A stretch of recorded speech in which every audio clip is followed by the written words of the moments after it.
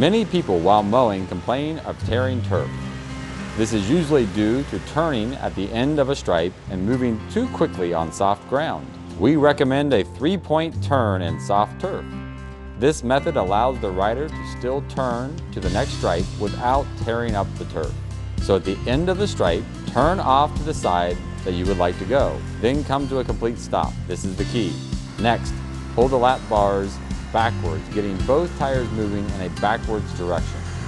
Then move the one lap bar forward to allow the turn. Executing this turn will leave your grass looking beautiful and allow you to execute perfect 3.0 turn.